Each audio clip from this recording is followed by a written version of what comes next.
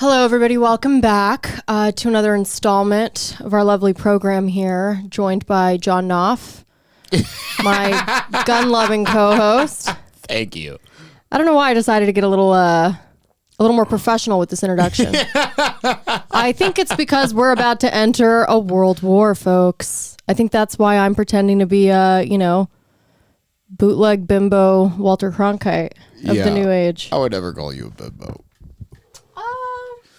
I'm a himbo. I wouldn't fault you if you called me a bimbo. You have though. zero bimbo qualities. Well, thank you, but typically bimbos are known to be hot, and so if that means I have to take a few points off of my intellect to be considered that, I'm okay with that. Sorry, John just brought up somebody who's persona non grata to me right now, and so we have to eliminate that. Okay, but there's a big geopolitical fight, big war a brewing. Okay. Did you hear about what happened with the Pentagon, Johnny? No. Okay. So I saw one Instagram post about classified documents, and then you're gonna red pill me on this right now. Apparently. Well, I'm gonna try. I mean, I'm no expert here, guys, but I did a little digging as much as everybody else did, and I have some thoughts. I have some concerns. Mostly that I know nothing, and none of us know anything. Damn, I love this bisexual lighting right now. Holy shit, we are serving. Yeah, it looks like we're in Blade Runner. This kicks ass. Yeah, it's like the Blue Man Group. It's great. Yeah, I don't know. It's not looking good, man. It's really not looking good with the Ukraine situation. It's really not looking great. Is this in the classified documents? Yeah, so there were some classified documents that leaked that had an array of information of different things throughout it. Some of them regarding 5G, which is interesting. Ooh. Yeah. Some stuff with Israel. No shock there. Some stuff, but mostly, obviously, with Ukraine and the fact that Zelensky is a lone actor, kind of. Not really. Obviously, they're like an arm of the U.S. at this point, Ukraine. We're literally paying their welfare. But in the sense that he's not being transparent with our government as far as what his next moves are going to be in the war. And some of these documents show that obviously we've been spying on them and we're spying on everybody, but kind of in a humiliating way, because it kind of shows the lack of information that we have as it relates to that region of the world that we're giving more money to than exists for the American people, seemingly. And that's not good, because they're planning on maybe doing some shit with Russia. Like Ukraine might do some offensive stuff with Russia. Oh, yeah. Zelensky it was leaked that he said that he wants to I'm sorry. I think it's I don't know the military terms, but missile strike or something inside of Russia. But they couldn't get all the way inside Russia, so they were just going to hit the farthermost western part of it, Rostov, or I don't know the exact city or whatever. Yeah. But so, which is bad, because if that happens and they're supplied with NATO weapons that we've supplied them, or that our allies have supplied them, or people that we've instructed have supplied them, then China's going to step in a big way and give lethal aid to Russia, which is really, really, really, really scary and really bad. Isn't it funny how I'm thinking about frankly Vietnam. I'm more concerned about succession, but sorry, just putting that out there. A little more upset about that than like our potential demise. I don't think they're gonna do it. I don't think they're gonna fucking do it. Huh? I don't think they're fucking do it. I don't think they're gonna I mean, like, listen, that's the hope and the goal is that but the fact that we inch near nuclear war every like few years is a little terrifying. But I had a conversation with somebody I trust who is very knowledgeable on the military, like yesterday. Oh, right. Okay. And did they have you gleaned any insight from that person? We were just talking about how, it kind of reminds me of like, proxy war. Okay, the proxy war thing, right? I don't mind us giving them missiles and bullets, you know what I mean? But also here's the other thing. Here's the other thing is people are saying like, well, we need to, well, once we start giving them fucking social security, that's when I'm like, okay, what are we doing here? Number one. Yeah. Number two, those missiles that everybody's just like, okay, we're sending them these missiles that are going to go bad. Like they have an expiration date or something. That's not fucking true. Yeah. Maybe you have to replace some parts in the missiles, but also like our military is too advanced. Okay. I will bet right now money that if we had the U.S. Army of the 1950s, I'm talking about like the Korean War military, in Afghanistan, in the most recent conflict, with the kind of rules of engagement we had in the 1950s, they would have done a much better job with that equipment from the 1950s than the modern military would have. Okay. I'm putting that out right now. But how does that apply? So it's almost like what we're doing is we're just cycling these weapons out and we're getting like these newer, more advanced weapons. It's just military industrial complex bullshit. Well, we were trying to get weapons from South Korea to sell to us. What the fuck do they make? To sell to Ukraine. What the fuck are they making? I don't know. They're making something. What do they got? They're making good movies. I thought they were just cloning dogs. They're making good movies, so it seems that the next step after your entertainment industry is kind of popping is to get into the defense industry. How the fuck is the South Korean defense industry? Get yourself in an arms race.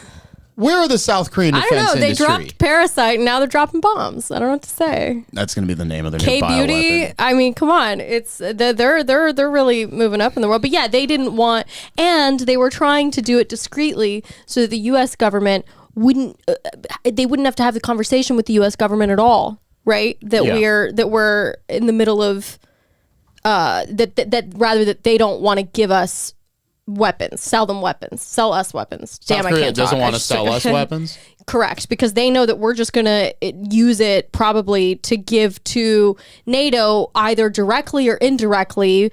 But they were even trying to cover, because they're our allies. South Korea's alive because of NATO. What are they talking about? Well, they just don't want to make the conflict worse with Ukraine. That's the reason. Yeah. Well, because probably then, like, if World War III breaks out, they're fucked. Of course. South Korea's so fucked. South Korea's fucked in like an hour. No, South Korea, that's like not fun. By the way, hey, here's a hot take. We're all fucked if that happens. Yeah, kinda. Unless you're in like South Dakota.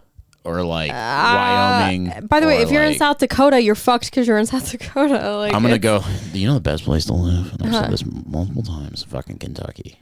You live in the hollers. No nuclear weapons work in places like that. No. I would rather the war break out than move to Kentucky. I would move to Kentucky. Be left alone. To be honest, if anyone out there has some leads on some land in Kentucky.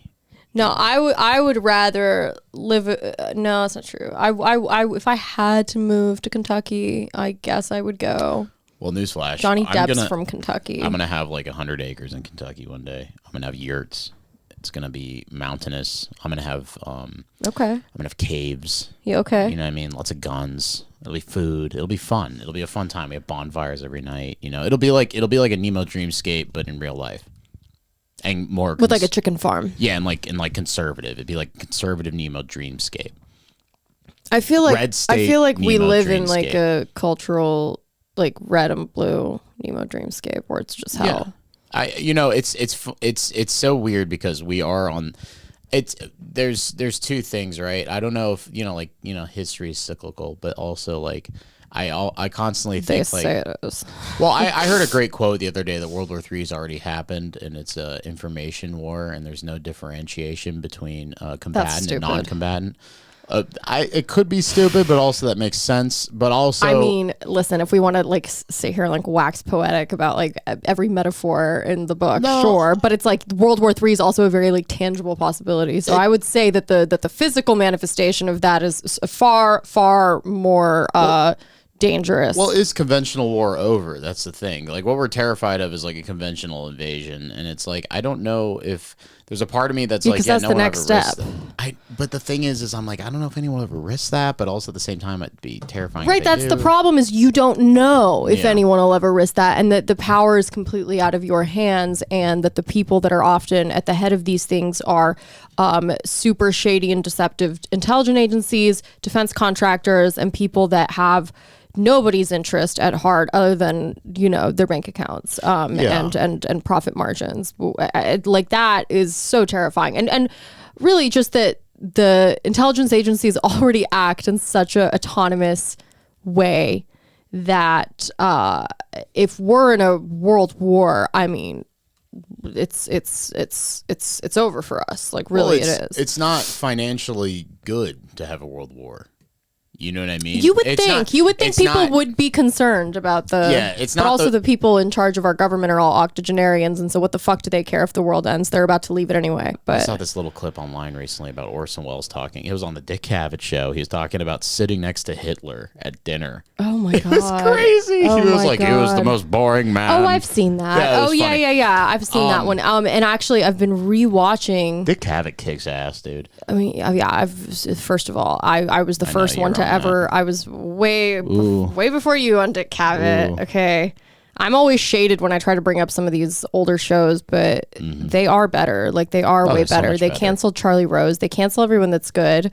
They're trying to cancel Greg from Succession, which, I mean, go fuck yourself. Like, if you're really, who cares, dude? At this point, it's like anything they do is not going to be as bad as the people that are like heading our government and choosing, what conflict we're going to get into this week.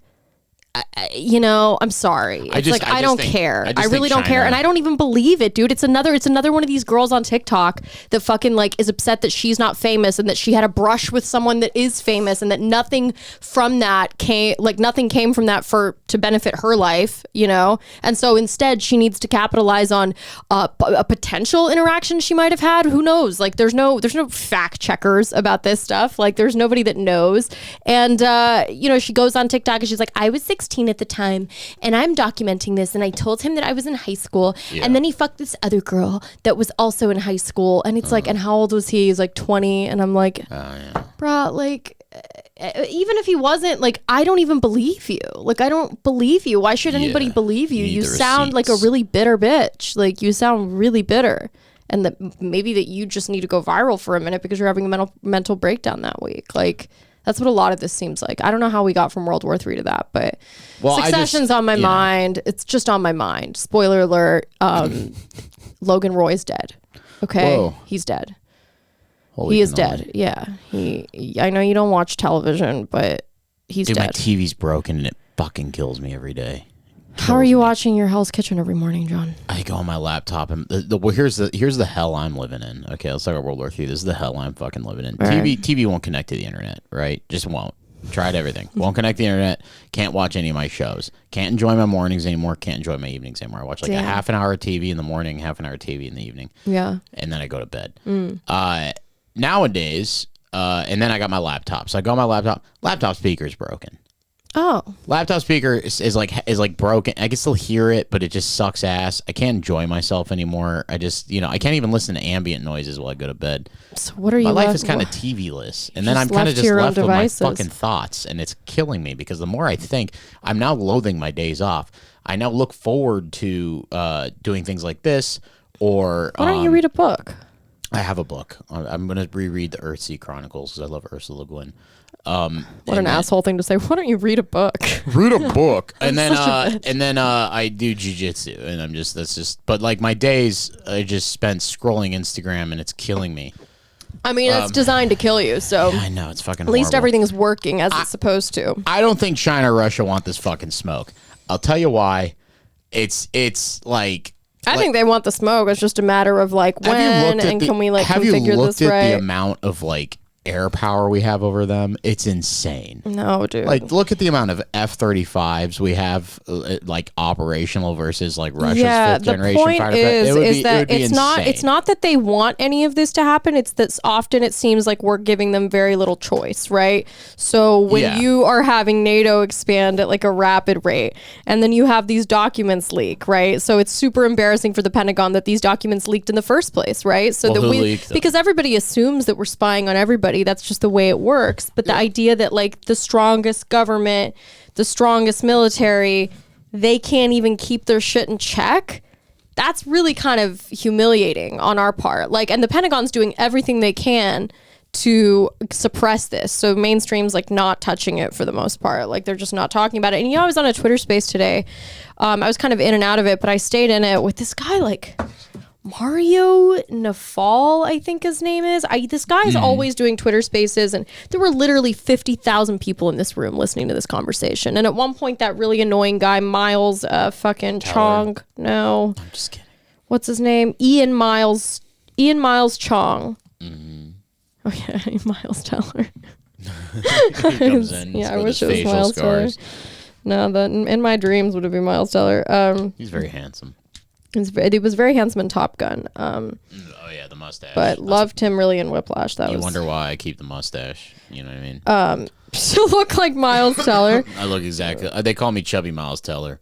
Damn, is this room still going? Holy shit, dude! Oh my What are they god. talking about now? Is this like a Discord room? Oh no, it's a BBC interview with Elon. Let's listen to him for a second. Just come here and see for their own eyes. It's it's next level.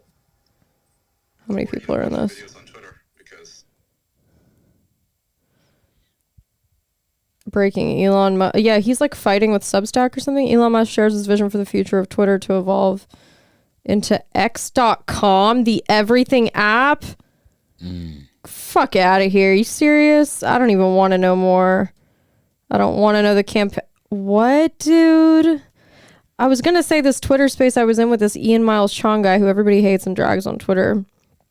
And this Mario guy always hosts these really political rooms about like the information landscape and seemingly like in good faith, right? And he has on these people and they talk about like everything the deep state is trying to hide from us, and often they make great points, and then often you have people in there that like used to work for former intelligence agencies or like still are communicating with them, and then you know that Twitter is a little bit in bed with the FBI. Jury's out on whether or not that's still the case. Maybe it's not out. I just haven't been keeping up with the Twitter files. And Matt Taibbi, who's also now embroiled in a battle with Elon Musk, even though they were BFFs a short time ago. And so this Twitter space was interesting to me because I looked into this Mario Nafal guy and I'm like, who is this guy? Like, how is he always hosting these rooms? Why?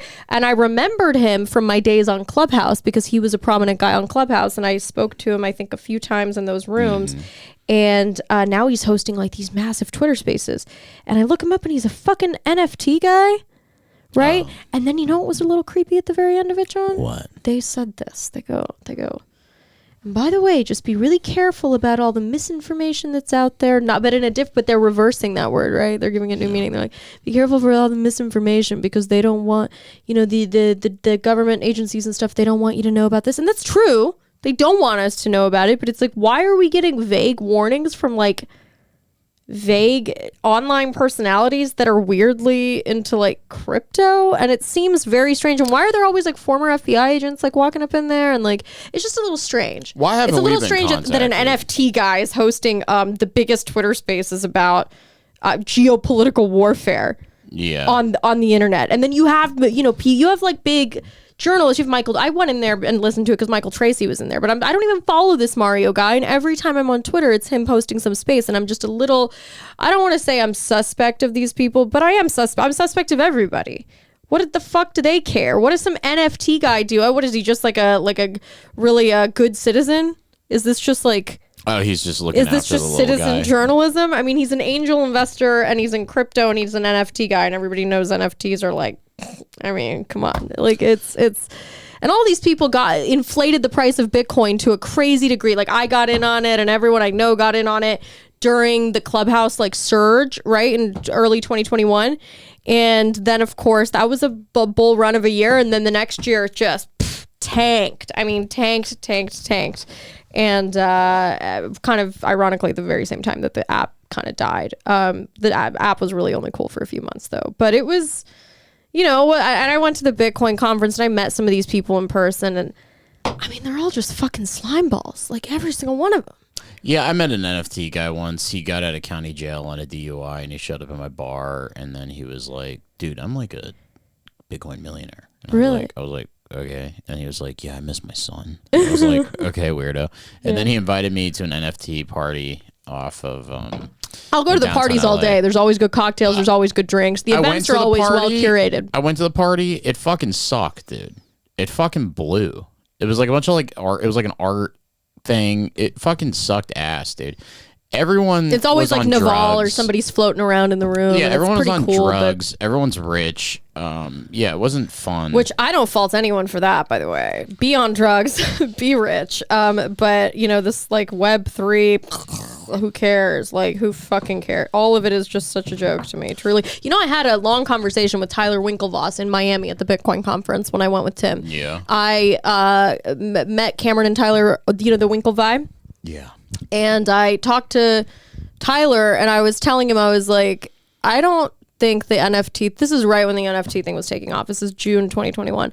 I was like, I don't think this is like gonna go anywhere, right? Because they were doing this huge NFT thing because they own, I think, Gemini. Yeah, they own Gemini. And he's like, he's trying to convince me. I mean, he seemed like he fully believed in it. He's like, oh, no. Like, the NFT is the next big thing. Like, he was telling me about the concept of like digital art, which is like kind of how they tried to sell it to everybody. But then eventually like that kind of the jig was up and nobody was buying into that anymore. So they're like, oh, no, it's Web 2. No, it's Web 3. I don't even understand what the whole thing is, but I'm getting so annoyed with that entire community. They fucking blow up my Instagram my IG DMs, my Twitter DMs with a bunch of fucking spam. It's like, here's my Bitcoin password. And then other fucking Bitcoin people try to like drag me into their shit. There's one, but I do have people in it that are friends of mine that I really like my friend Amanda Cavallari. Shout out to you. You're awesome. But there's a lot of people in it that really are just like scum of the earth, fucking the snake oil salesman.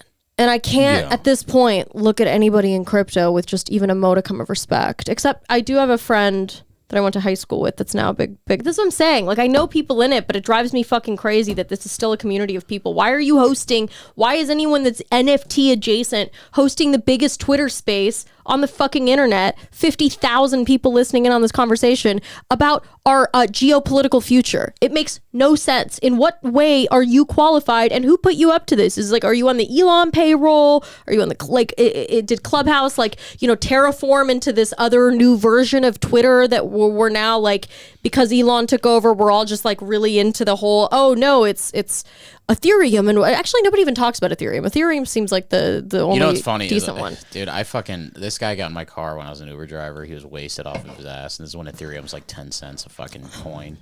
Yeah. And he was like, dude, buy Ethereum tomorrow.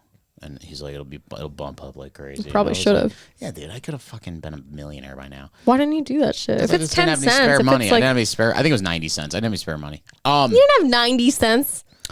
I want to buy like, shut up. I would have, anyways, I'm dumb. I made a lot of dumb decisions.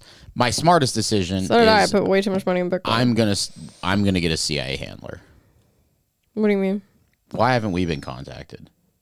Dude, why the fuck would we be on anybody's radar? Because dipshits like that are. What? I feel like that they're not dipshits. They're the opposite of dipshits. They're just liars about what they really are. I know. There's That Always something Sunny else. in Philadelphia episode where Mac's angry that he didn't get molested by the coach. I just feel, there's like an episode where Charlie gets molested and he's like, why didn't you find me attractive? That's kind of like my vibe right now. I'm like, why am I not being hit up by the fucking CIA? Yeah, What's going on listen, here? by the way, CIA, open invitation. Yeah. Hit your girl up, okay? Yeah. You need me to destabilize? I will destabilize. Imagine okay? Ida You need me to sell some propaganda? I'll sell it. Yeah, she's at like a casino in Macau.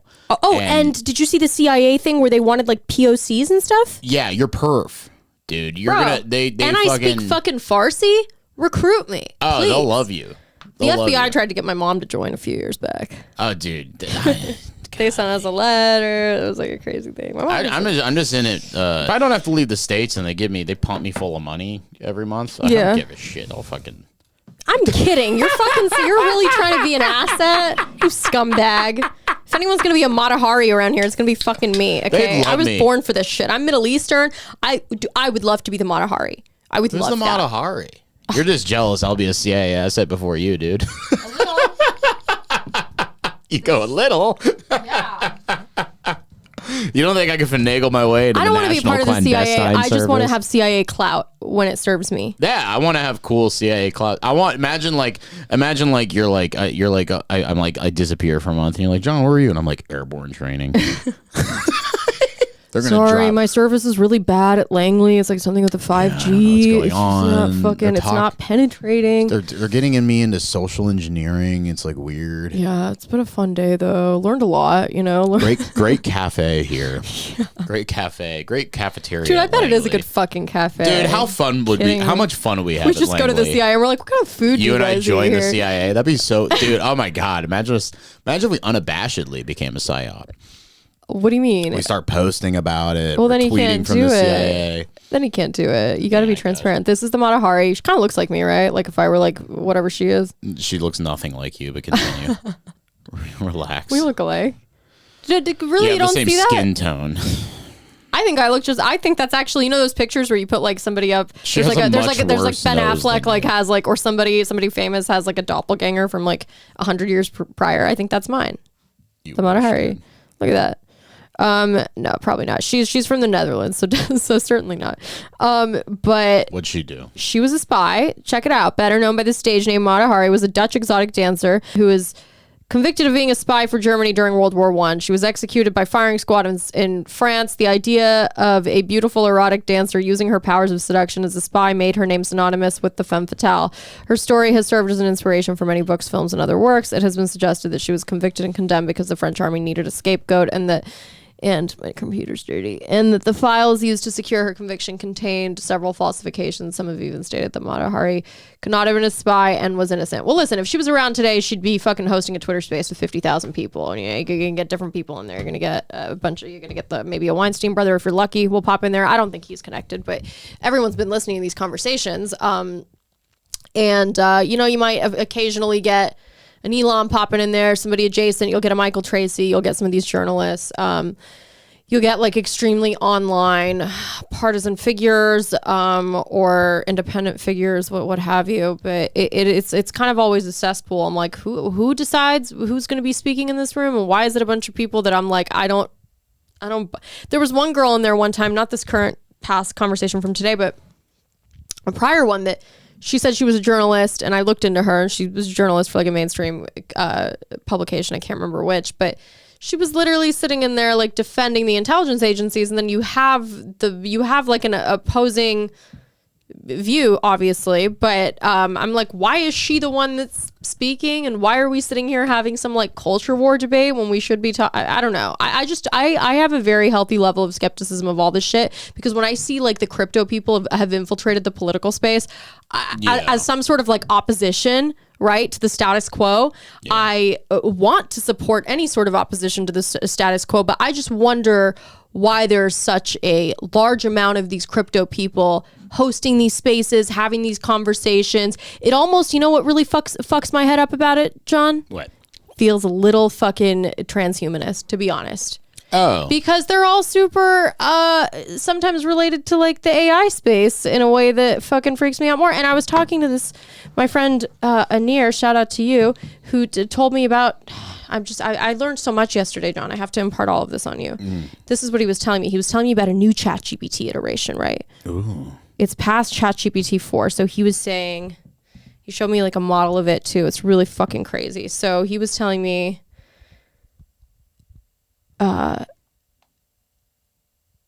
at first I thought he was listening to the podcast because it'd been a while since I talked to him. I was like, because I actually used to talk to this guy on Clubhouse, and I'd be like, I was like, how are you? Whatever. He's like, channeling my inner Rajneesh as I watch people grapple with AI, and I was like, were you just? Were you watching? I mean, I don't like want to be narcissistic, but our last episode was like Rajneesh, and I think we mentioned AI. Very Rajneesh heavy. Very yeah, but I also was talking to him about it. But anyways, he said about ChatGPT. He said, dude, he says there's. Dude, he says, given GPT-4 is as intelligent as a straight high schooler, blah, blah, blah. He goes, you know what's even more terrifying? I go, what? He goes, auto GPT. And I said, I was like, what? And he's like, GPT-4, but autonomous. They chain prompts and feed it back to, and I think he made a typo, and feed it back to themselves, creating a loop, functionally creating a thinking being. So I don't conceptually understand this, but he gave me like a little flow chart of it, like task creation. I don't know, understand any of it actually. It improves itself. That's what it does. Right. It's self-sustaining, essentially. Yeah. It's gonna all of a sudden ChatGPT. I saw this. It's like all of a sudden ChatGPT is just gonna upgrade itself to ChatGPT 5. That's eventually what's gonna happen. Right. AIs are just they're just gonna give themselves software updates every 5 seconds, and so it says they give it memory and let it prompt itself and take actions in a loop. Some people or some random person on the internet created this using the API, because I asked him, I was like, who's the leader of this? Is it Sam Altman, because he does ChatGPT? And then they're like, no, it's just some random guy on the internet created this. Like, fucking crazy. He says the upshot of all this is basically you have a bunch of autonomous agents running around that can spawn infinite copies. What if the next COVID is a rogue computer virus? And I was like, Jesus Christ, bro. That was really fucking with me. I had just smoked too, right, when he told me that. And yeah, it's coming for us. So listen, that's why I'm not even that. I'm more concerned about Succession because it's just, to me, we're going out one way or another, right? It's going to be the robots, it's going to be the aliens, or it's going to be a nuclear bomb. That's all. It's coming. What do you think, John? I don't know. You think our big old military is going to... I'm an optimist, dude. Well, that makes one of us. I woke up ready to fucking fight people today. What's ChatGPT gonna do? I'll just turn off my computer. Bro, that argument is like, I'll just unplug it. Is that the argument you're giving me right now? No, I'll just go. Why is everybody I know such a fucking... Take a walk in the park. It's, by the way, this isn't some fun, cute, cynical opinion to have. They're gonna slit your throat, John. Who? And I might let them just because you refuse to be so scared. Yeah. The robots? Just because you refuse to accept that this is a scary thing. A Boston Dynamics robot is going to kick my door in? Maybe not you specifically, but your kid or your yeah. Oh, yeah, for sure. Yeah, but right now, I'm not scared. You're like, as long as it's my kid. Yeah, that's my whole line of thinking, is I don't give a fuck if it's my grandkid. I'm good. Yeah. I'll be 70 years old and just be kind of in my retirement. I'm going to be 70 years old living under a freeway overpass. That's what's going to happen. But damn, John. Jesus. Yeah, I don't have Social Security, dude. I'm not going to get any of that shit. What do you think's going to happen? That doesn't mean you're going to be under a fucking freeway overpass. Odds are everything's going to collapse in the next year. You're going to be under a freeway overpass with 50 cool. MRE kids. Yeah. Like, oh my God. Crack pipe. God damn, I'm going to have so many fucking kids. Yeah, I just, I'm very relaxed and, the funny thing is I came to this my whole like politics phase is when I was like, not saying like you didn't have this or anything, but like I just checked out at like 26, 27. I just relax now and just let things go. Yeah, I mean, that's fine. You don't have to like be all up in arms about it, but I reached the conclusion that the world's run by demons, and once I reached that conclusion, I stopped caring. Yeah, but you're someone who wants to like procreate and like have children and like that kind of thing. I'm just gonna do my best. Gonna keep doing my best. That's all I can do. You know what I mean? That's a really nice positive thought. Yeah, I'm just gonna keep doing my best. If I get hit with a nuke, so what? No, listen, I agree with that. We'll all be in heaven together. I agree with like that's the thing is like I'm not a wrist slitter, but I am someone who accepts the fact that like if someone's gonna just detonate us, yeah. You and I. What am I gonna fight about it? We're gonna see a great white light. Although I will join the defense if it gives me a lifeline. You know. Ida, well, if this doesn't sound that bad if you put it this way. Yeah. You and I, we're all hanging out, and we see a great big white flash, and the next thing you know, we're in an emo's dreamscape together. That's right. And it's nice. You know, let's do that. Yeah. Who gives a shit? Fuck the war, bro. Fuck them. Peace. We love peace here. Yeah, I was about to really shit on you for your positive energy, but you kind of have the right idea. I was ready to fucking... It's fine. I was literally... Everything's fine. Yeah, it's fine. It's fine that nothing is fine, right? I'm making this podcast less interesting with my optimism. I'm just like... I'm fired up. Yeah, what if we just turn into the most positive, like... We're just like, yeah, whatever. What, you know who I love? You know what? You just need 15 more minutes of sunlight every day, bro. You need Marianne Williamson. You need Andrew Huberman, okay? Which one was that? Didn't I thought you watched him. Who's Andrew Huberman? I know. He's the health guy with the sun. Oh, yeah, he kicks ass. The sun. He says Brian Johnson. Have you seen that guy? He's the guy that says the answer to all your problems is staring directly into the sun. I mean, I do that every day. Have you seen that Brian Johnson guy? He's like reversing aging. He looks like a character out of Westworld. Oh, wait a second. He's like a ginger guy. He looks like a character out of Westworld. I like him. He kicks ass, dude. If your whole thing is like anti-aging... Yeah. I'm there. This dude, for every 300... But if you're trying to help me with my mental health, go fuck yourself, well, please. I mean, thank you. If you're reverse aging, if you live as healthy of a lifestyle how about my mental health is directly proportional to how well I'm aging? How about that? That's it. That's it. As healthy you are physically, your mental health. Anyways, but Brian Johnson, I saw this video where he's like, for every 365 days that go by, I age 277 days.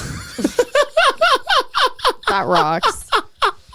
I'm trying to be really preventative now so that like when I am old, like I'm just going to be fucking killing it. Like I'm into skincare and all of that. Like, yeah, beauty standards for men are very different than women, so I just don't give a shit. But yeah, that is very true. I think if I like, dude, one of the worst things I think you could do as a man is pluck your eyebrows or take care of your eyebrows. Plucking is okay. Waxing not okay. That's a fob Middle Eastern thing to do. You're like a Persian fob or like a Middle Eastern fob. I if love you how wax. you're bringing back fob. That's crazy. It's like a fucking old term. Well, we never got the Middle Eastern community never got rid of it. Really? All my Persian friends, Middle Eastern friends that like live in the U.S. They obviously. say fob? Yeah, we refer to a lot of like new Persians here. They're all fobs. Oh, fresh off the boat. Yeah, what did you think what it am I was? thinking of? I'm thinking of Like a key fob? I'm thinking of dandies, like 1700s dandies. Weren't they called fops or something? Oh, fap? Fap? No, I don't know. that's something else. Whatever. Yeah, no. You know what fapping is? Yes, I know what fapping is. Is that what you're referring to? No, I wasn't referring to jerking off. I told John to look into like the Pentagon leak, whatever, and he's like, "Well, I guess I'm going to 4chan." Oh God, I had to like fucking. That's the thing. I was like, "Where are you finding like, this hey, stuff? go ahead. Where are you finding this stuff?" Can And you Ida show was me like, 4chan, by the way? Yeah, we can go on 4chan. I'm not on my Don't computer. put it on the. What do you think? You're gonna get like hit with? I just don't want 4chan's that. I don't want innocent. that. I'm sure it is. I'm sure once it's I not see innocent. it, It's a horrible place. But that's 8chan. That's horrible, right? I don't know.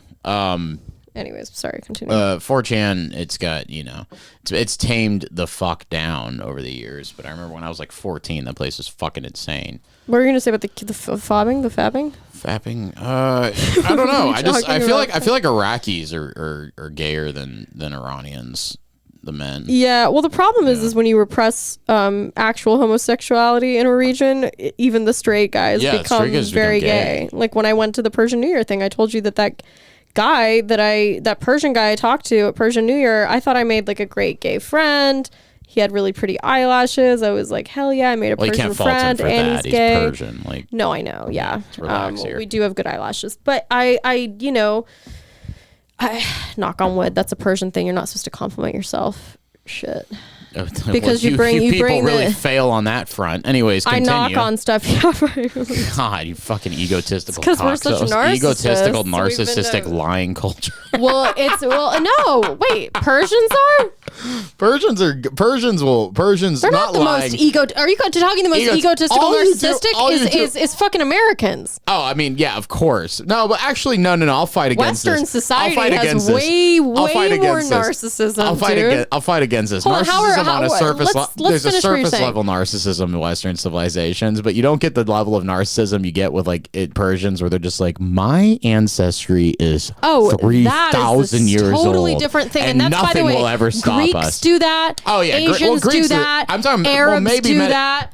I don't know about Arabs doing it as much. They do, and they're Arabs liars. Persians are the Persians. Greeks, yeah, I could see Greeks doing it. Greeks are Persians and Greeks, but Greeks are equally. That's not narcissism. Turks will do that. By the way, that is not narcissism because you're attributing the success to your ancestors, not to yourself. I know it's rooted in that being related to you, but you're not actually stealing their valor. Whereas the people here, what do we steal? I mean, America. The amount of progress narcissism has made in the Western world cannot be overstated. Yeah. And think of the innovation. Think of the sheer amount of personality disorders that have sprouted from this very region that we're in. I mean, we're in the fucking coastal part of it too. Yeah. I mean, God, BPD was probably invented here. Yeah. Shit's fucking. That's why it's like, blow it up. It's an alien, or alien would be way cooler than a nuclear bomb. Alien would be scarier. I'd be scared. Oh my God, I'd be so excited. What I would try to do is I would really try to charm them. It wouldn't work. They're from a different. I charm anybody. They wouldn't understand. I'll charm a rock. Okay. Charm a rock. I could charm an alien. Charm a stone. Yeah. Aliens. Aliens freak me out. What were we got off track? What are we on? Succession was really upsetting. Yeah, you're all about spoiler alert. I'm just gonna say it. Spoiler alert for anybody that hasn't seen it. What are you doing? Fast forward a minute. 2 minutes if you don't want to see spoilers or hear spoilers. Oh right. I can't attest to that timestamp, but yes. So Logan died. R.I.P. to Logan. Logan died. You know, they hit us with a season finale type episode on the 3rd episode of the last season of an amazing show. It was an incredible episode in many ways. It was filmed really beautifully, shot really beautifully. I think they did all of there was one sequence after Logan dies where, you know, it's that foggy shock that you feel where like you don't really, it's a blur and you don't really know what's happening when you get awful news that, you know, your dad just fucking fell ill and died suddenly.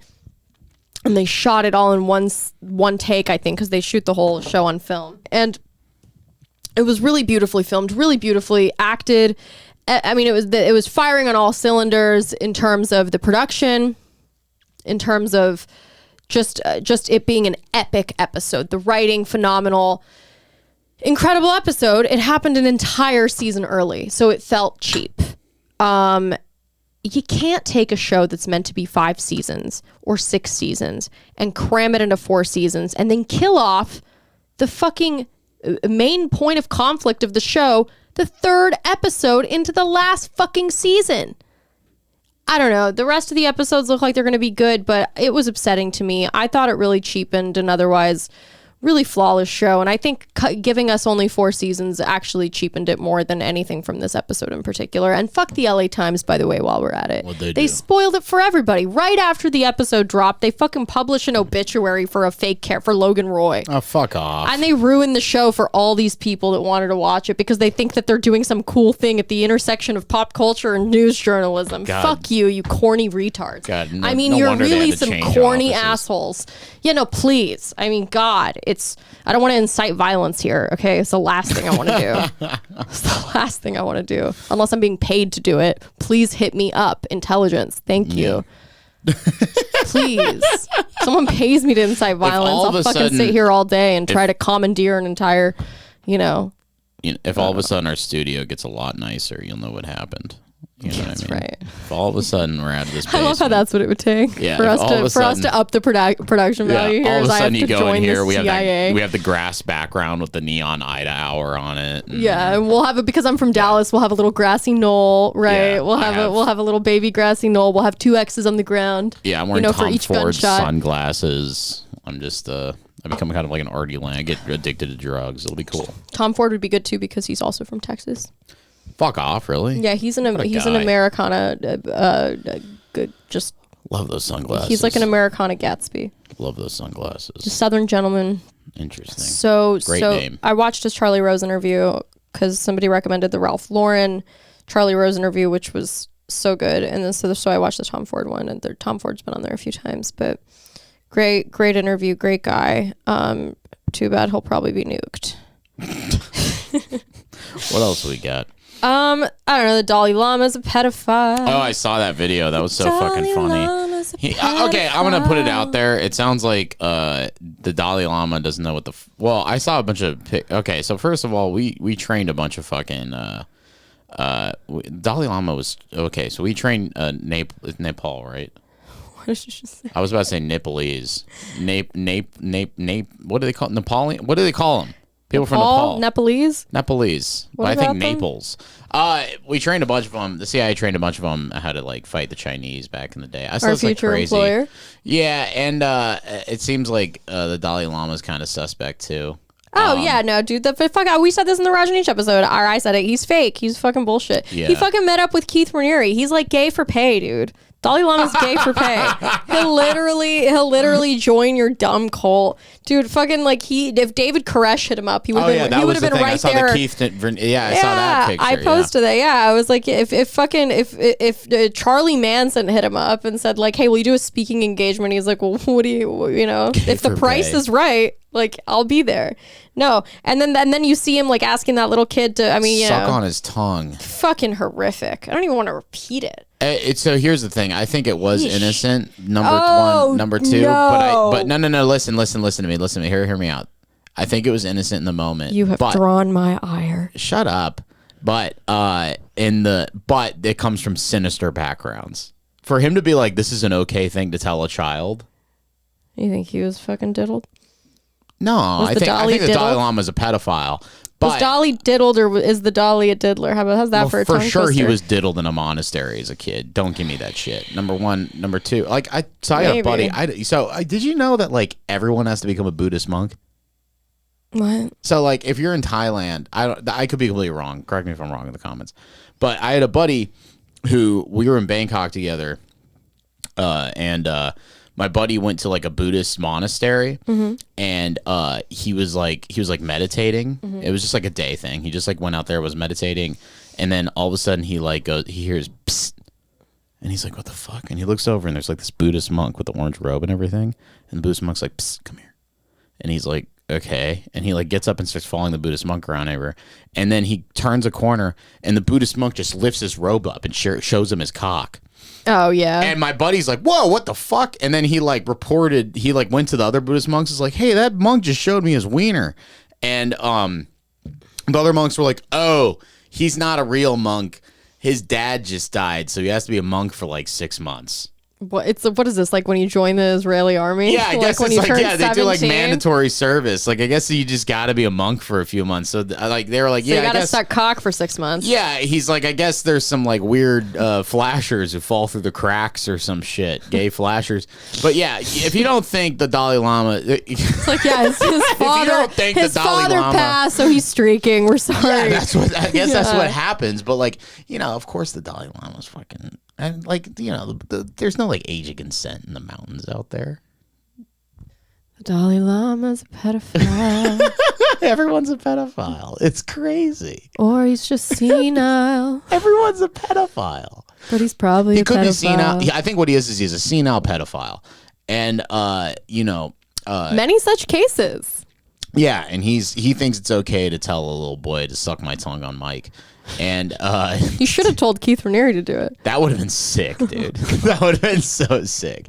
But that video is so weird. He It's tells like, one of the Bronfman sisters that fucking funded Nexium. He's like, hey, why don't you suck on my tongue? You might own Seagram's vodka, but please suck on my tongue. yeah, it was bizarre. God, It's horrific, man. All these people are liars. Fucking, you know, Tony Robbins and Dalai Lama, they might as well be the same person to me. Teal Tony Swan. Robbins is a pedophile? I don't know. No. No, he's not. Probably not. Who the fuck knows? Okay, he's not well mentally. He's like way too roided up. A lot of these people, I'm like, why do they look like human thumbs? Yeah, Tony Robbins looks. What's going on with that? He's got it. I'm on one today. I have been angered, but beyond. Oh, yeah. I was in such a good mood when I woke up. I was so happy. Yeah. And then someone really got in my fucking way. Oh yeah. Yeah. And now we're here. God, what I would give to be able to divulge the inner workings of my personal life. Papa Nemo on. Oh, you're trying to calm me down. You should rev me up, John. Don't you want the content to be better? What I need. You should tell me to go off, Queen. I know. Well, listen, Queen. Listen, let her cook. No, but one thing too. I feel like I should have like cook, bitch. Yeah. I'm gonna have like a box, and on the inside of the box, I'm gonna plaster a bunch of like fucking like old magazine articles about Fidel Castro from the 1970s. That is very calming for me. I'm just gonna put it over your head when you're angry, and then it's just gonna make you chill out. You know. The Justin Trudeau and yeah, it'll be like pictures of Trudeau's dad and like, but I saw a great thing online today. People were comparing Zelensky to Charles Taylor, the CIA funded coup d'etat. Never mind, Liberia. Edit that out. Well, we could keep it in. I don't know what you're talking about. What is it? What are we doing here? Charles Taylor. Charles Taylor. You know who Charles Taylor is? No. Charles, the last king of Scotland. Oh, this guy. I've seen his face. He has a great video where he during his coup d'etat, he started with 100 men in the jungle. Gotta brush up on my Liberia. Yeah, Liberia kicks ass. He started with 100 men in the jungle, and then he took over the country of Liberia. And then there's a video of him. I think it's like an old VHS. Looks like something out of like an exploitation film in the 90s. And he's drinking beer in the president's like office, like with his feet up on the table. And I think he has the current president in front of him, and one of his soldiers is cutting off the president's ear while he's drinking cut this beer. out. It's crazy. That's nice. Yeah, you know, Gaddafi, Taylor. One gets a pole, one gets a knife. You know. What's up, Ida? What do you do when you get angry, John? What do I do when I get angry? I've never felt like the desire to bash someone's skull in or anything like that, but I blow up. I get angry at only specific people.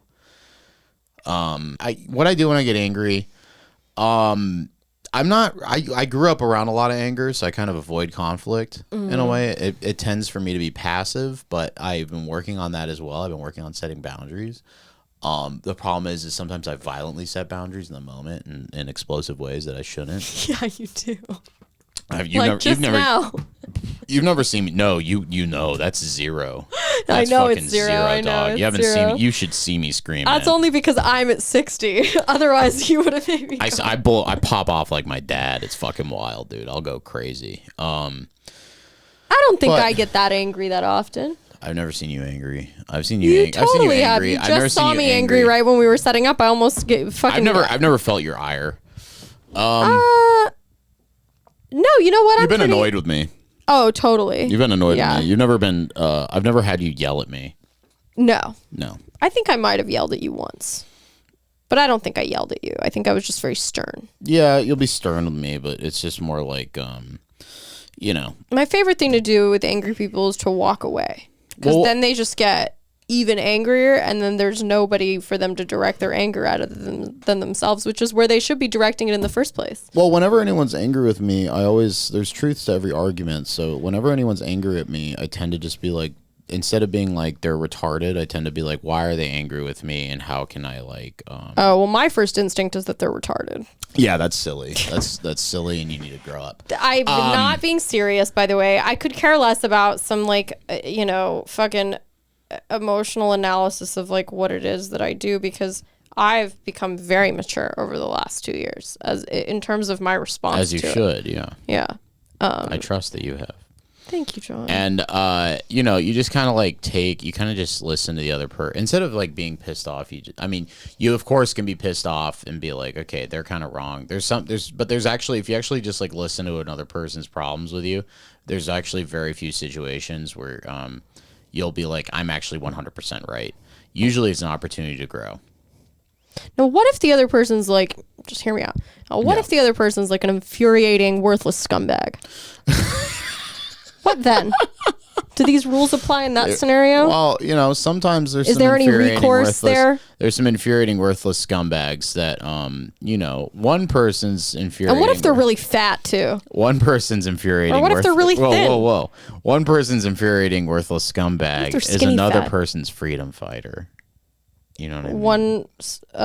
That's a nobody's freedom fighter. One man's terrorist is another man's freedom fighter. But you just got to relax and don't let people get to you, because your cortisol levels will rise and then you become an unhealthy person. That's some Huberman shit. See, now you're getting Huberman with me. Yeah. Well, your cortisol levels are through the roof, and if you want to work on anti-aging, you need to fix that. Okay, now I'm with you. Yeah, I'm going to be really zen. Here's the thing I've realized these the past people are month. not going to age me, bitch. Yeah, okay? You're not going to piss me off enough to age me, you fucking scumbags. Okay? There's this really good trick I've learned Even the past I have month limits. with dealing with Ida is if I link everything to anti-aging, or like if I say anything Ida's angry about, I'll be like, that's going to make you age, which is really easy. Or you'll say it'll make me ugly, or it'll make me, I'll be like, Ida, you look tired today, and she'll be like, huh?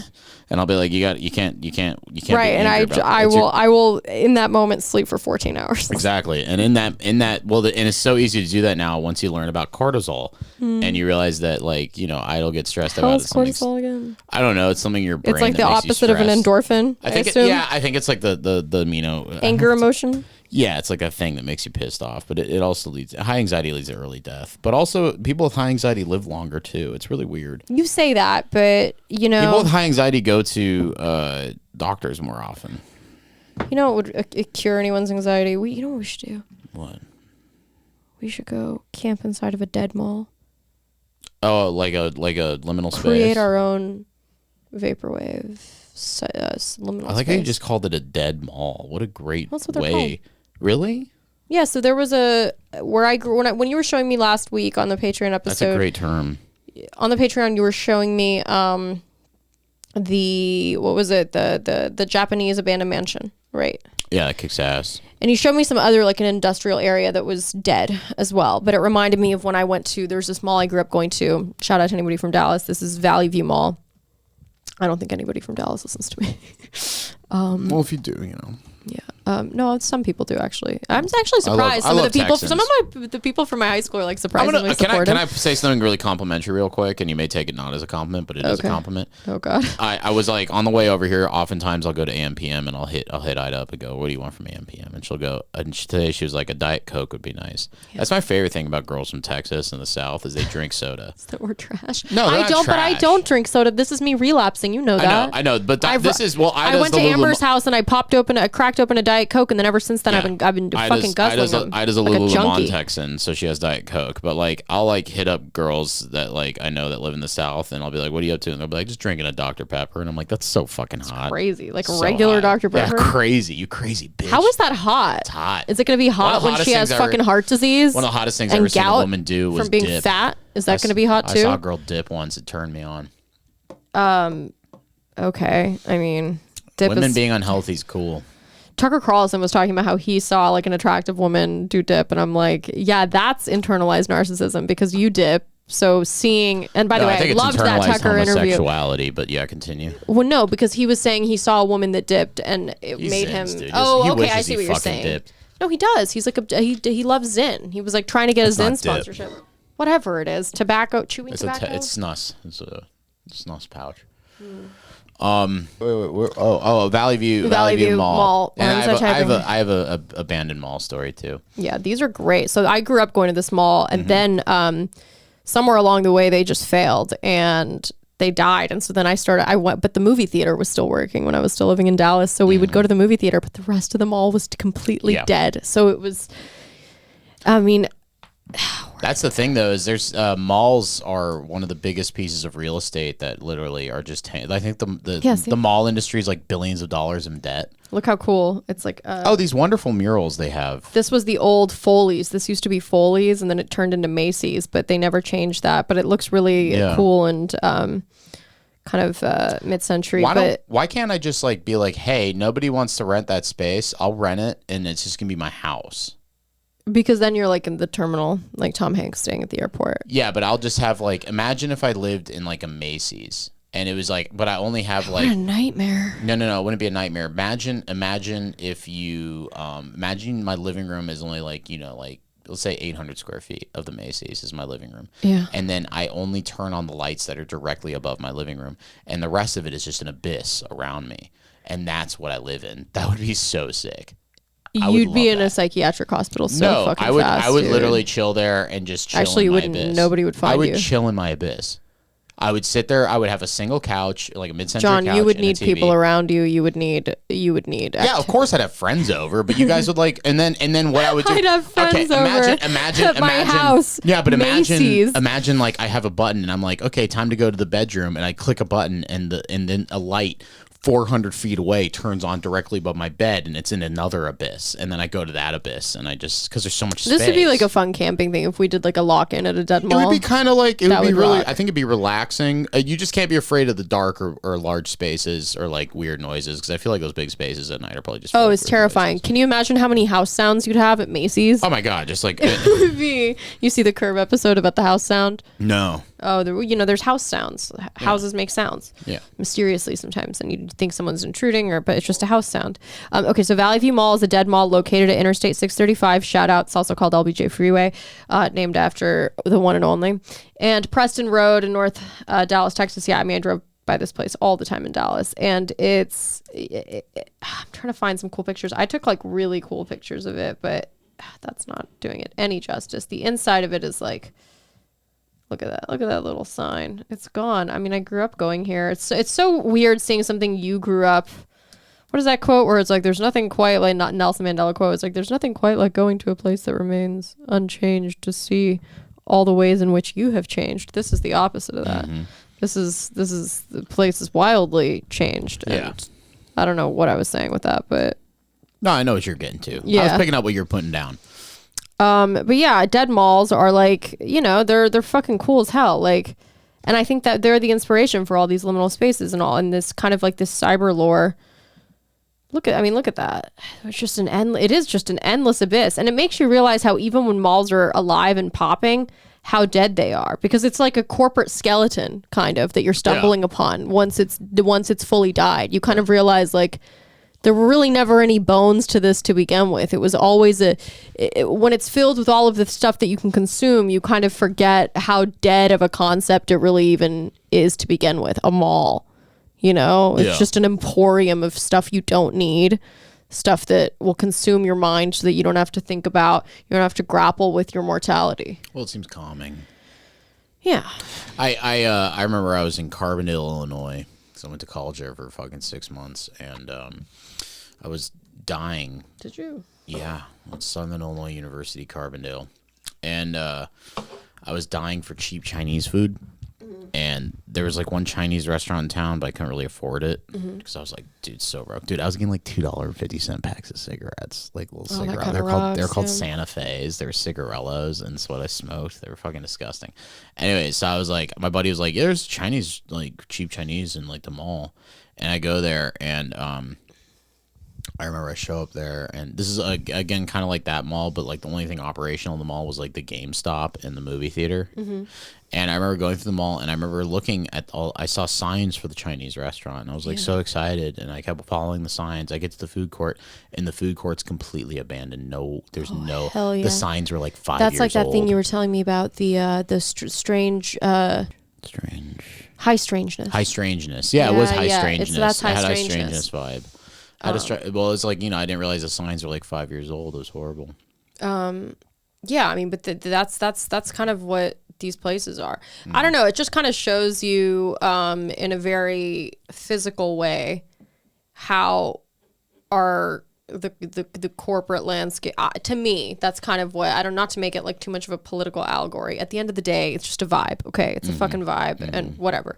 But in some capacity, when you see all these empty storefronts and they're all just stacked next to each other, kind of in the way that a strip, because when a mall becomes dead, you remember that it's actually just a strip mall with a ceiling, and that's it. It's just a strip mall with a ceiling and better construction. Overall. I never thought of it that way. That's interesting. That's just the way it kind of hits me when I see them, and in a way, that's what you were explaining. I think part of it does kind of go back to some political thing where, or some kind of economic landscape where that's why people are gravitated towards the liminal spaces, because so much of it it's as scary as it is comforting. It's comforting because it's familiar, not because you actually derived any joy from it to begin with, but it's scary because you realize what an unsettling feeling you had your whole life while being in these spaces, but because the lights were on and people were moving within them, you never actually thought about the depths of despair you're actually in on a metaphorical level, like that you're being forced into these places instead of a place with character, or a little locally owned shop, or a family or something like that. It's just people that are on some corporate payroll. Everything looks the same. Everyone thinks the same. Everyone eats the same shit. Everybody works the same job. Everybody comes here on the weekends. They watch the same movies. They do the same things. And they're all just pod people. And then when you take the pod people out of the pod, you realize the pod is hell. Yeah. Yeah. Is that accurate? And that's why I want to live in one.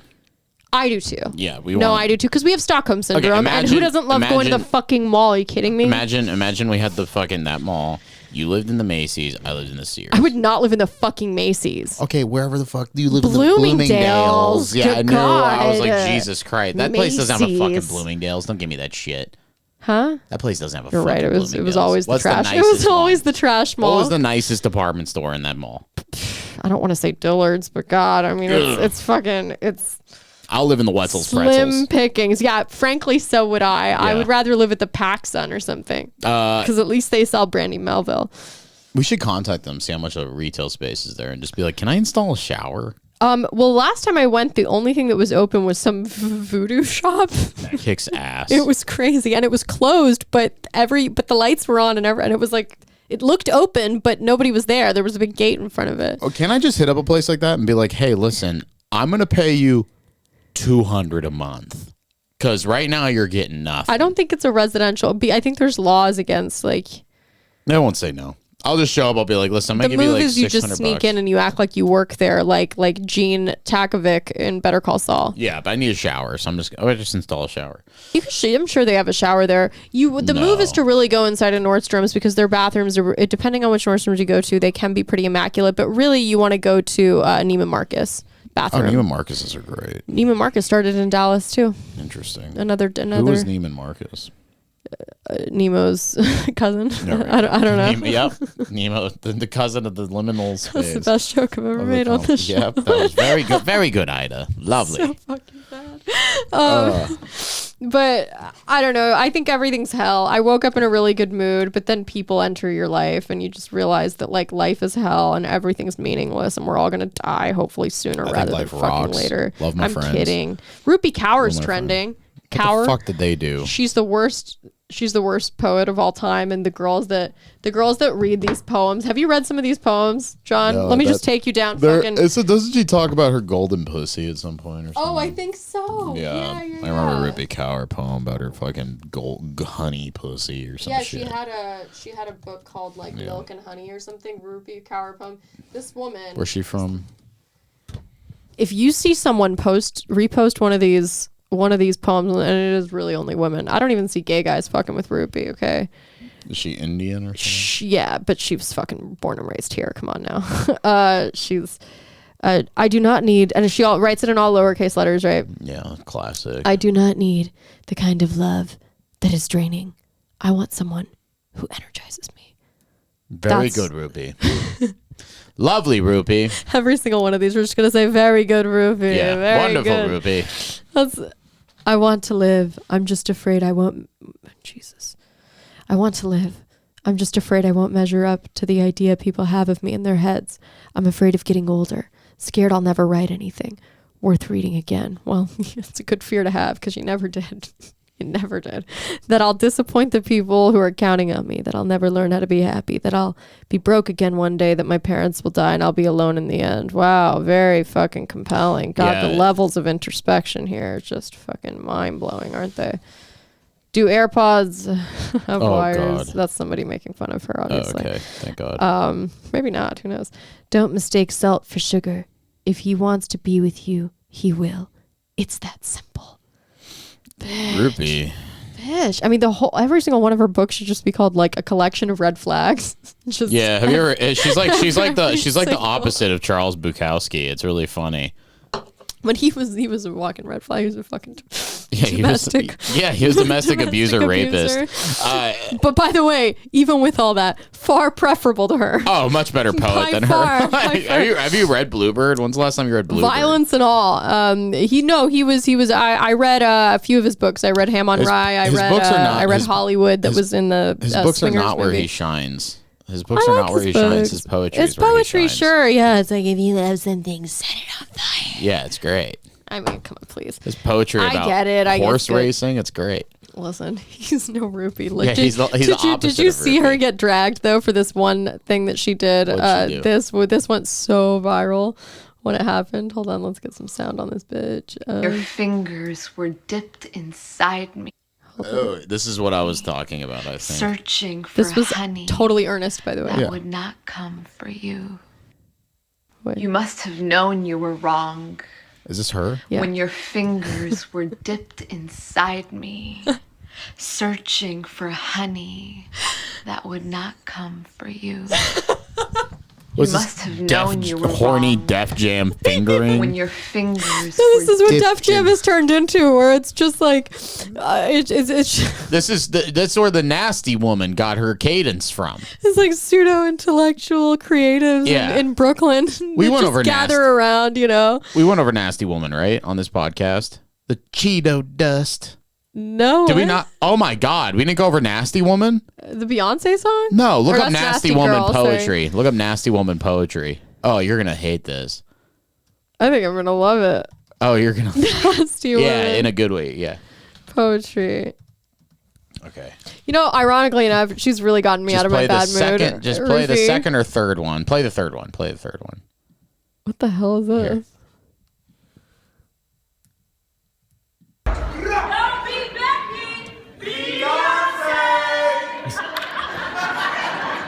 the hell There is we this, go. Sean? You've seen this? You'll love this. I'm a nasty woman. Not as nasty as a man who looks like he bathes in Cheeto dust. Not as nasty as a man who is a diss track to America. From back to broken back, he stomped on. His words are just white noise ruining this national anthem. I'm not as nasty as Confederate. It hurts me flag being physically to watch tattooed this. I across know. my city. Maybe the South actually is going to rise again. Or maybe it never really fell. Because we're still drowning in vanilla-coated power. Slavery has just been reinterpreted. Is this Ella Emhoff? Is this Kamala's stepdaughter? No. That's become like a kind of My next wife? and like No. a androgynous. No, this isn't her. This is model. This is the Looks just Trump like her. Trump poem. This is the Trump poem. Well, she looks malnourished. I mean, eat a sandwich, She looks like a bitch. little I mean, hipster. really, Yeah, truly. the Broadway one is really good. Click that.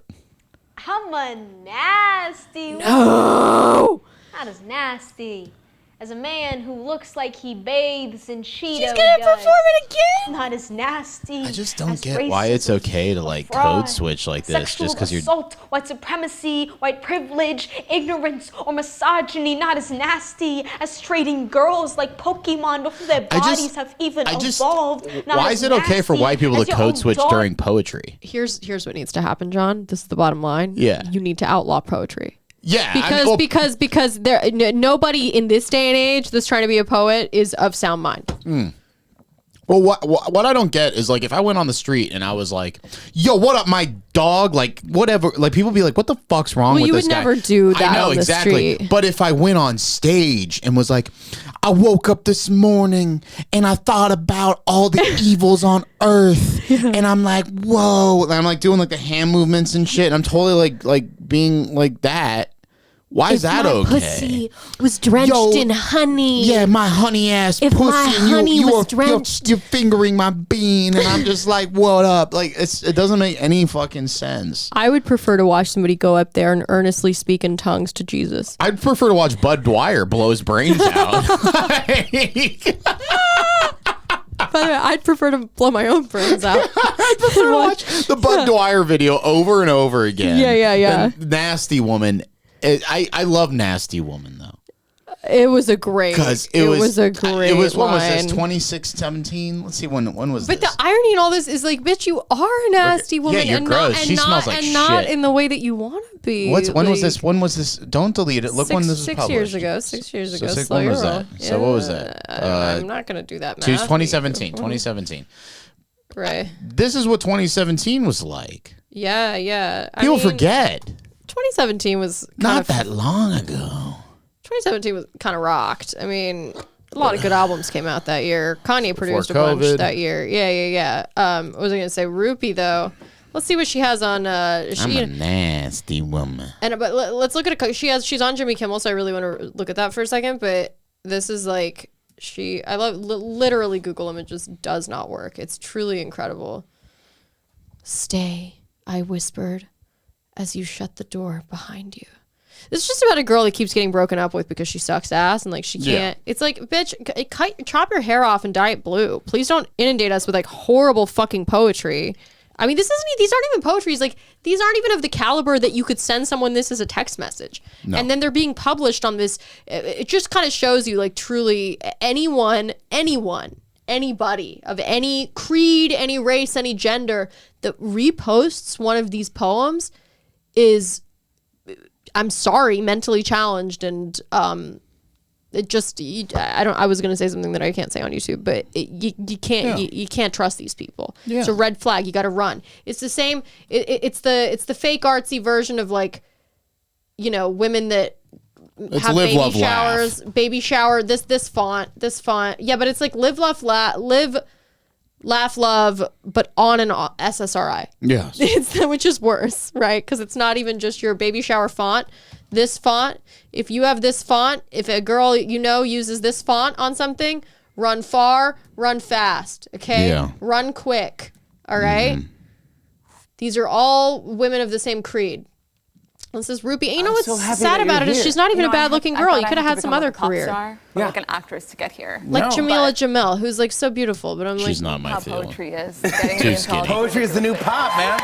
poetry is the Absolutely. new pot. I had Is to that what talk she to said, you because pot? I think it was Milk and Honey when I first saw Jimmy Fallon, you on cuck. the, New York Times, and I You was like, fucking "Wait, cuck." what is this, and who is this girl?" And I didn't know the drawings, the poetry. I mean, you do all of it, right? This all your. Yeah. What's your story? How did you get? If I was published? Indian, I'd hate her so much more. actually, Like actually from India. long story short, I've been drawing since I was 5 years old because I moved to We Canada all with have my family when I was dipshit.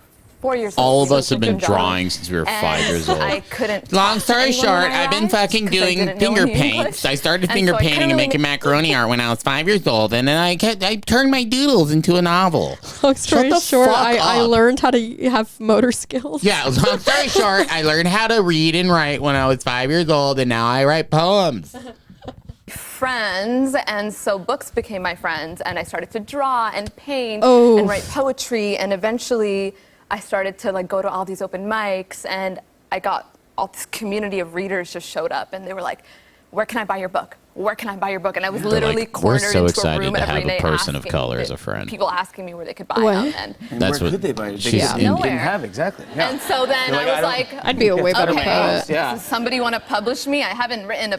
You know who's not a bad poet? Kalila, that everybody hates from the Bobby Lee podcast. Oh, she's She's not a a bad pretty poet. fucking good poet. Because you could tell she's like a true sociopath, right? So so it's like she was probably like very, you know, some of her poems. I was like, damn, that's dark and twisted, but I want to read more. Or anything, and This people were like, bitch though, it's like, come no, on now. no, and I was like, okay, I'm on the right track here because I know. God, her J.K. Rowling personality got is like- rejected only like 500 times. You got it. Always think of JK, man. Always, and Yeah, so it was absolutely, me like, too. we're on our way Shut the here. fuck and, you up, know, Kimmel. it Jimmy's didn't been really- it MK'd didn't by really get a yes. like an So I NBC decided exec to or something. self-publish the book, and it was the best decision. He I is ever the made. Kubrick stare. Can't fucking speak. How did you get? How does one self-publish? How did you even get the money? How did you get the support from who? So the best part was that I was broke. And I was a student, Right. And I Let's look at your published it early with, life, like, bitch. Were you $0. broke? Yeah, I was just about able to say, look at do her early life. Right. Fuck and outta edit here with all that. of it. You've never 'cause been I was broke a studying day in your design life. School, so I laid it out. I did all the illustrations. And I mean, Her this dad's is what I did while I was Rajesh. supposed to do all of my exams. So, In which you case know, she all my actually friends might be were because he like, probably "What they do you probably want to do? seized his You're supposed to be assets. on your way He's to like, becoming a "My lawyer." daughter's I wanted to be like Amal poetry Clooney. Yeah. Oh yeah. It's Okay, retarded. JK, I'm all Okay, funny. I guess she really These was are- poor. These are people. These are my people. Again, though, We're all it's disappointed. Wikipedia, We're all yeah. disappointed. Damn. My daughter's poetry. Kaur was born into a Sikh family in Punjab, India. At age 3, she emigrated with her parents to Canada. Her father had left before and wasn't present for her birth. Due to financial instability, he would send back supplies suitable for Kaur and her upbringing. What the hell does that mean? Sounds like a real man. What, like, would he like mail fucking diapers from Yeah. India to Canada? She lived with her parents and 3. Okay, all right, fine. You were poor. Listen, dumb doesn't discriminate against anybody, okay, including people that did go through character building experiences in life. Me too. I know. I love them both. I know. Yeah, exactly. And my You go to parents were Brooklyn like, and get bit by the "She's fucking not plague. okay. Yeah. She needs help. Well, yeah. And then Wow. I was Wait, like, hold on. Keep it going. Keep it Okay. rolling. And then I I wanna showed hear up her with the book perform at home, another and my dad poem. was like, oh, cool. And then it took off, and then like you got a following from so many people, but then also one famous person that I'm going to bring up got a tattoo of one of your drawings. Now, whose arm is this? That is. It's Kid Rock. It's the ugliest thing I've ever seen in my life.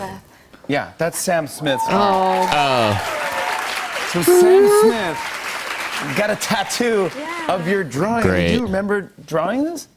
Yeah. And now. what is And I that, like was a pussy? This is so It's a ugly. heart. I should quit It's right not a now. fucking heart. Why That's am a I heart. doing this? Really? And then one day, Flowers there you growing go. out of That it. was part of his body. That's like, And I feel so great about it. Well, it's probably been you drew blown part of up Sam now with the Smith's weight body. gain. Yeah. Yeah. You're not forgetting me. No. Now it just looks like a lamb shank. Beautiful, poem as well as drawing. It's very, very good. But what's fun about you is Bro, like Sam Smith's got this. a lamb Sam shoulder? Sam Smith has this fucking ribeye on his Beautiful, and some of them arm. are heartbreaking, but he's also really fun. and kind of goofy, and Yes. I think you need to have that balance. It'll If look you're going like to cock do and anything, balls. really.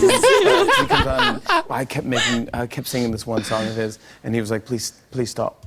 Jimmy Kimmel's like on because so you many make- drugs. I know, he's I on so hope many for his fucking own sake he's amphetamines. on a bunch of shit. You know, I mean, he looks completely out of it. He's like a fucking, mid 40s housewife on opiates. But he's got that $5 million, $20 million contract, whatever the fuck it is. That's insane for him. I mean, I want to see this bitch do some Def Jam for us. Oh, here we go. Oh my God, poetry reading with Rupi Kaur at GirlBoss rally. Shit, yeah. The problem is this isn't some like niche poet. Like she has been fucking propped up by some of the biggest names in this whole fucking goddamn town. She's like, this is my new poem, Palestine's Not a Country. Come on, look at me. I got this whole thing made for you. I'm excited to be here, honored and feeling so blessed to be in your presence. She's dressed like a predator drone. Happy This Saturday. is my new It's so poem. I want to beautiful hop on outside. that I'm from Ukrainian Toronto, and dick. the She's sun like, this is my poem, Zelensky. I'm crying all the time. So nice. I'm going to share some poems with you. Show us your But tits, before girl. we begin, I want to ask. I wanna speak at How many GirlBoss. of you have been to a poetry Oh, I'll speak at reading GirlBoss before? rally. I'll fucking turn into Okay, Teal cool. Swan and No, you give gotta- him a real Pros here. show. You gotta pull the Native but- American girl thing at then the you know the Oscars drill. and just have me Oh, speak hell for yeah. When you. a poet's on stage and I'll they're be saying like, Ida something that cannot they're really make feeling, it, but how I'm do you here let to them know? speak for the Sigma males in the audience. Exactly. If you really like what they're saying, I'm That's going the to need you to opposite, clap, though. hoot, It would and be me that holler, would make all speak, the not Marlon noise, Brando. Because when you Yeah. give me your energy, I'm able to give you. Let's be honest, even more probably because he in was just too return. And fat this to get whole up on that thing, I stage think at that for me point in as his a life. performer, No shade. I love doing it because of the exchange, and so give me all your vibes, and I'm gonna share it with you. She's got like really you. skinny girl top, but like she's got The she's got first nice piece hips. that I want to perform is Are called you trying to say The she's got a Art little of Growing, pooch? She's got a little and pooch. It was really inspired it. by the girl that I was Well, that when I was boner's in about to fifth die grade, real and I quick, had Jen. Yeah, major this fucking crushes on wafer. She's wearing a fucking Boy. communion cracker on her head. Since I was like sixth grade. what and the hell is that? finally, Is she in think she's eighth going to the grade, royal we had wedding? lockers right next to each other. And so I was like, great, we're going to get married. This Please is stop awesome. talking. Get into the poetry. So- Yeah, this is like the beginning of an. He ignored me. The problem with this is like you might be able to get away with this bullshit, but the fact that you're prefacing this with like a moment where you actually speak is not doing you any favors because Yeah. people realize you're actually Whatever. an idiot. And finally, one day, he comes up to me. We start talking. We're by our lockers. And I'm like, oh my God, are we falling in love? Finally. And at this point, he's asking me all these questions. He has one arm over my shoulders. And I'm like, yes, we're about to make babies. Cool, great. And then he looks into my eyes super dreamily. You gotta and he lock this says, woman up. Show me your boobs. Yeah, I'm saying that, and I'm not even fucking Yeah, that bi was my or gay. reaction. Hell yeah. Would And, Ray the rather shock stare at your wasn't 'cause tits he than had listen to asked. this? To be honest, I was I'm okay not with even a that. fucking lesbian, and I'd way rather stare at her tits than listen to this. Genuinely, they don't look bad. They don't look I can't bad. really see her tits. The shock was I because wish I we had could. none. Like these babies Not did to not be come lewd in here, until like but- the 12th grade, and so I was like, "Wait, I'm all types of confused about my body, and also that's what are you trying egregious. to Yeah, see?" that was bad. And so I went home confused and boobless and aware of it and wondering what the hell is going on and what's happening. And so years and years later, I wrote this next piece called The Art of Growing for that girl that I This was. is how you in know eighth we're just grade. being And I gaslit hope as you a enjoy society it. day in, day out. Yeah. This is the next big poet. I mean, you used to have Robert Frost, Yeah. and miles to go before I sleep. Yeah. And miles to go before I sleep. And now you have, I ate a hot dog, and he walked away. I What? put mustard and ketchup on the hot dog. She has a beat. This is a Oh rap song. no! Oh no! She's about to do like Marnie I in felt Girls when she beautiful sang until "Stronger" the by Kanye. age of 12, when my body began to ripen like new fruit. And suddenly, Why haven't we played the her before? men looked at my newborn hips with salivating lips. I love her. The boys, they didn't want to play tag at recess. They wanted to touch all the new and unfamiliar parts of me. The parts Don't I flatter yourself, didn't honey. know how to wear, didn't know how to carry, tried to bury in my rib cage. Boobs, they said. And I hated that word. Hated that I was embarrassed to say it, that even though it was referring to my body, it didn't belong to me. It belonged to them, and they repeated it like they were meditating upon it. Oh my God. Boobs, he said. Let me see yours. There is nothing worth seeing here but guilt and shame. I try to rot into the earth below my feet, but I'm still standing 1 foot across from his hooked fingers. And when he charges to feast on my half moons, I bite into his arm and decide that I hate this body, that I must have done something terrible to deserve it.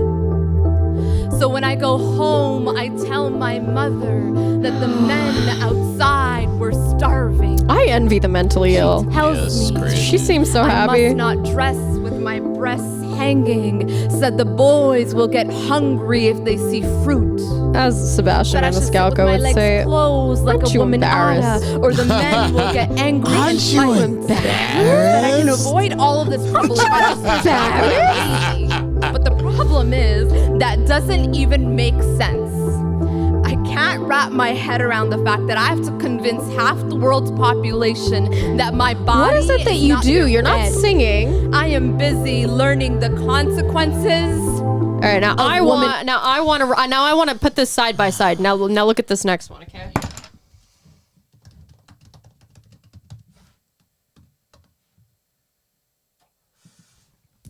Let's take a listen to this.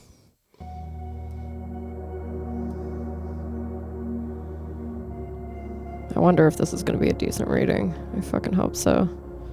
Not loving Let this it fucking. ride. I'm not loving this music. I want you to know one thing. I don't know about this. You one. know wait, how The way they're playing it already, I don't like. Let it ride. I want to It's hear a fine. reading. I want to hear a reading. You may not get They it. try to put all this inspirational music behind it, and actually, Madonna did a not bad reading of it. But If you forget me, it's not as good as Neruda. I want Neruda himself. I want fucking Pablo Neruda. Motivational video. Can you fuck off with this? Give us just a reading of it without any motivational. Just let it ride. If you forget me, our nights will flame with fire. Go back to the beginning. I missed the first part. I just want to read the poem. It's just I hate these people. Let me read it. I got a great voice. All right. We'll just go to Google. I fucking hate it.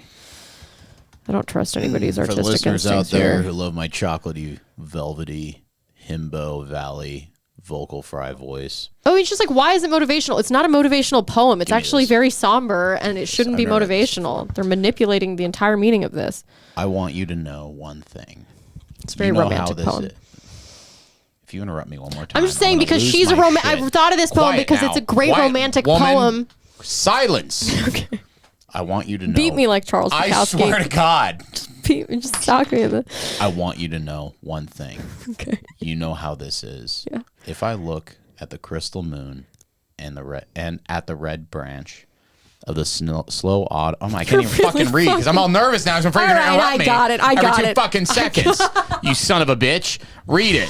You fucking. What is it? A blubbermouth? You're a blabbermouth. Fucking. You got like a stammer like Joe Biden. Yeah. Well, just fucking. I'm afraid you're gonna just peep up every 2. Okay, go. I want you to know one thing. You know how this is.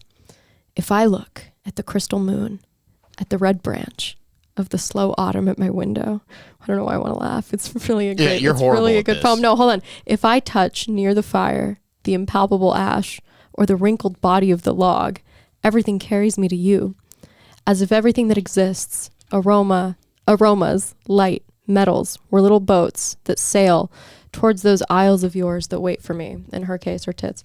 Well now, if little by little you stop loving me, I shall stop loving you, little by little. If suddenly you forget me, do not look at me, for I shall already have forgotten you. If you think it long and mad, the wind of banners that passes through my life, and you decide to leave me at the shore of the heart where I have roots, remember that on that day, at that hour, I shall lift my arms and my roots will set off to seek another land. But if each day, each hour, you feel that you are destined for me with implacable sweetness, If each day a flower climbs up to your lips to seek me, ah, my love, ah, my own. In me, all that fire is repeated. In me, nothing is extinguished or forgotten. My love feeds on your love, beloved.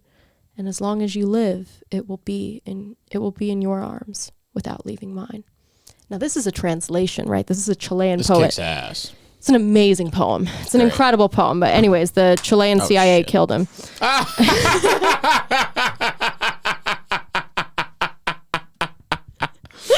Yeah. I'm pretty sure it was Fascists the Chilean. hate poetry. It was, yeah. I can't remember exactly what part, but yeah, it was. He was killed.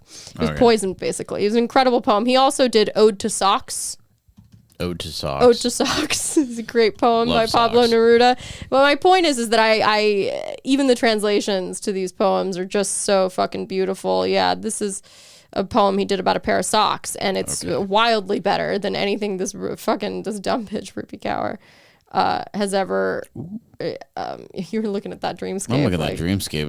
I'm looking forward to that. Dreamscape. Let's do one more Rupi Kaur to play us out. Then we're gonna head to the Patreon, folks. Cool. Thank you very much for listening. We love everybody here. We support everybody here. We support any nuclear armed conflict that we may or may not get into. We support bad poetry, good poetry. We're supported by the National Clandestine Service. Yes, please. I'll be gay for pay for any fucking service that wants to, I'm already in the talks.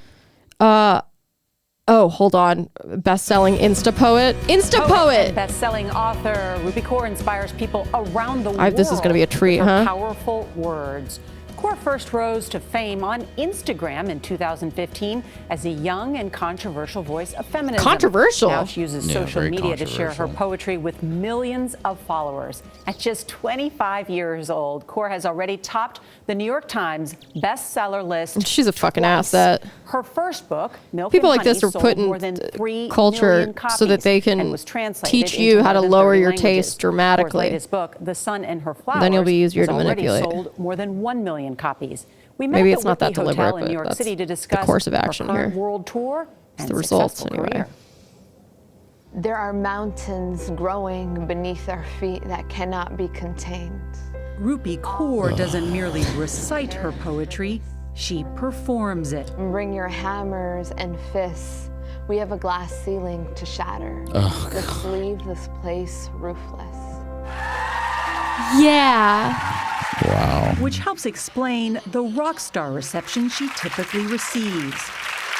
I mean, fuck me gently with a chainsaw. This shit is so fucking bad, dude. God. It's so fucking bad. Yeah. There's empty behind those eyes. Oh, there's nothing there. Crowds like this one in India and over 2.3 million more followers on Instagram, Rolling Stone named I wanna sell her to Kaur MBS. the queen of the Insta poets. What is an Insta poet?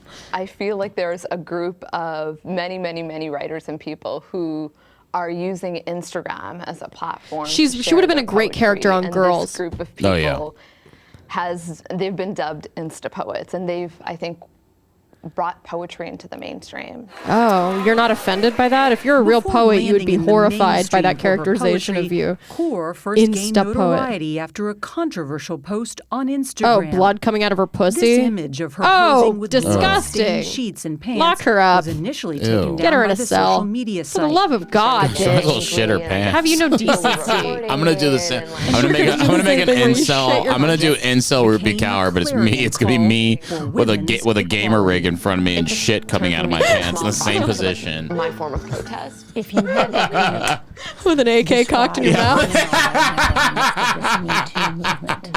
Loading an AK. I think that That'd be so. If I load this gun and I put it in my mouth, I'm making an Instagram and you account. finger me with your pussy. I'm making an Instagram account tonight called Incel Rupi Kaur. Yes! Yes! That's your new Twitter, by the way, too. You got to create it. But I want you to get back on your old Twitter. I refuse to follow you back on your new one because I want your old one back. I don't know where the fuck. Sean, you can get the password. Yeah, I need to make Incel Rupi Kaur. I just need to fuck make yeah. Incel Just Rupi change your name Kaur. to Incel Rupi Kaur. are so much more than that. Writing is very cathartic, and I. The thing is that she probably is really familiar with the incel mentality and that, like, the survivor. She could tell nobody liked her, so this is the route she went. Kaur was So just she could 5 get a years lot of old other when her lost, parents worthless moved women to her and also her follow 3 her. siblings from India Can you to imagine Canada. your parents fucking live this hard life? They come all the way over The Sun and here. Her Flowers. There's And a this poem is- called this is Broken what you do. English. Yes. And you talk about sort of being ashamed as a child of your immigrant parents. I think about the way my father That's something I want to pulled the relive. family out of poverty without knowing what a vowel was. And my mother And now I raised post 4 blood coming out of children my without pussy. being able to construct a perfect sentence in English. What a demeaning Do poem. that differently now? Oh my God, so different. Growing up, it was like, Now I want to see her punched in the Mom face, and not Dad. necessarily by a man, but like if this woman My right here soul interviewing her now, she perfectly just socked her in the face. exactly like everybody else. I don't want to stand That would out. be performance and art. So You, I put she could, myself she in their hates shoes and I her. was like, She wow. hates her. She's like, you dumb bitch. I don't think I despises could have this done girl. it. You know, my dad being a refugee, my mom and I being immigrants, I couldn't do it, let alone raise 4 kids. And that's when I You can't raise one shit. You would be fucking drowning your kids in a bathtub. And you do belong here. Kaur also honors her native language of Punjabi by using only lowercase letters in her poems. Oh, The it's sole not because it's a new punctuation trend is on an the internet? occasional You fucking period. liar. Like anybody You who does anything goddamn that fucking garners a lot of liar. She thinks she's attention, you garner fancies critics. herself E.E. Some Cummings. have criticized your poetry as being simple. Or simple. And to that you say? Well, it is simple and it is simplistic, and that's very purposeful from my end. I want readers to open up Yeah, this I'm book, bad on start purpose. the poem, and from beginning to end, I want the reading experience to be simple. But when they finish that poem, I want their stomach to turn. Because my mind and my then I character want is an them empty, to sit shallow with that grave. emotion and really work on that. Women of color. Our backs tell stories that no books have the spine to carry. Do you see a lot Not of yours. women like yourself, and I mean South Asian women, women of Indian descent in art? Yeah, your mom should have become. I entertainment, literally on the can't take spines another of- moment of this kind. Yeah, this is insane. All right, guys. Well, this has been Rupi Kaur. We'll explore her some more. You know, she's bringing the heat in terms of just absolutely laughable.